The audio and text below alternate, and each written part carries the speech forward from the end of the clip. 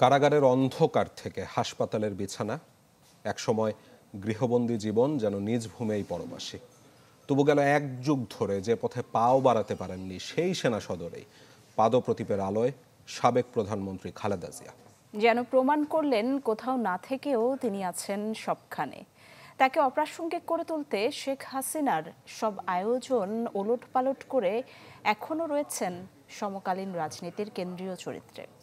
সাদবিন শফিকের প্রতিবেদনে বিস্তারিত। আরএফএল এসডব্লিউআর পাইপই মাপে যা বলে তাই দেয়। RFL SWR pipe and fittings. বাড়ি ছাড়া হওয়া, বাসভবনে অবরুদ্ধ থাকা, হয়রানিমূলক মামলা, কারাভোগ সহ কত কিছুর মধ্য দিয়ে না যেতে হয়েছে বিএনপি চেয়ারপারসনকে। রাজনৈতিক কূটকৌশলে প্রতিনিয়ত শেখ হাসিনা ও তার দল চেয়েছে খালেদা জিয়ার প্রাসঙ্গিকতা মুছে দিতে, কিন্তু তা তো হয়নি। বরং শেখ হাসিনা নিজেই বাংলাদেশের রাজনীতিতে নিন্দিত চরিত্রে পরিণত হয়েছেন, আর বিএনপি চেয়ারপারসন পরিবর্তিত পরিস্থিতিতেও আছেন সমান প্রাসঙ্গিক, যার সর্বশেষ প্রমাণ দেখা গেল বৃহস্পতিবার সেনাকুঞ্জে। দীর্ঘ 12 বছর পর ক্যান্টনমেন্টে আর 6 বছর পর জনসম্মুখে এসে অঘোষিতভাবে যেন মধ্যমণি হয়ে উঠলেন সশস্ত্র বাহিনীর রাষ্ট্রীয় আয়োজনে। পেলেন প্রধান উপদেষ্টা সহ 3 বাহিনী প্রধানের উষ্ণ অভ্যর্থনা।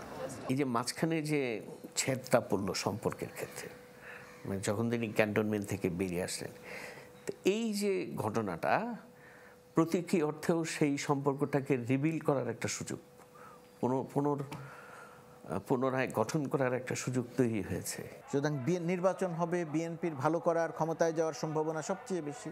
সেই জায়গাটাতে বেগম খালেদা জিয়া এখন সেই দলটির অঘোষিতভাবেও তিনি সর্বশেরবা।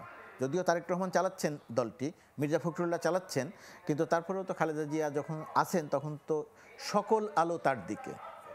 দেশের রাজনীতির বর্তমান মেরুকরণে খালেদা জিয়ার গুরুত্বের বহিঃপ্রকাশই ঘটেছে সেনাকুঞ্জে। এক্ষেত্রে তার ব্যক্তি ইমেজও প্রভাবক হয়েছে বলে মনে করেন এই সাংবাদিক। আপনি চান বা না চান, মানুষ আসলে একজনের সঙ্গে আরেকজনের তুলনা করে। যতবারই বেগম খালেদা জিয়ার নাম উচ্চারিত হয়, শেখ হাসিনার সঙ্গে তার একটা তুলনা আসে।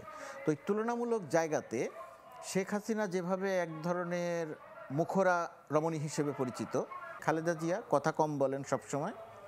তার আচার আচরণ, বাচন ভঙ্গি, তার মধ্যে একটা প্রখর ব্যক্তিত্বের সুস্পষ্টতা আছে। এই ধরনের অনুষ্ঠানে যে এক্সপোজারটা হয়, এটা একটা ন্যাশনাল এক্সপোজার হয় আর কি এই ধরনের অনুষ্ঠানে গেলে। সুতরাং সঠিকভাবে তিনি এই ইভেন্টটাকে টার্গেট করে সেখানে গিয়েছেন, এবং আর্মিও ঠিক কারেক্টলি এই অনুষ্ঠানে তাদেরকে ইনভাইট করেছে। সঙ্গে এটা দুই দিক থেকেই লাভবান হয়েছে আমি মনে করি। আর্মিও লাভবান হয়েছে, খালেদা জিয়ার জন্য এটা দরকার ছিল আর কি। শুধু খালেদা জিয়াকে সিম্বলিক ধরছি না আমরা, বিএনপির সাথে আর্মির একটা সম্পর্কের যে একটা পুনর্নির্মাণ, সেই নির্মাণের জন্য এটা দরকার ছিল আর কি। এখন সামনের দিনগুলোতে দেখার বিষয়ে রাজনীতির পাকচক্রে পড়ে সৌহার্দ্যপূর্ণ সম্পর্ক কতটা অটুট থাকে। সাদবিন শফিক, চ্যানেল 24, ঢাকা।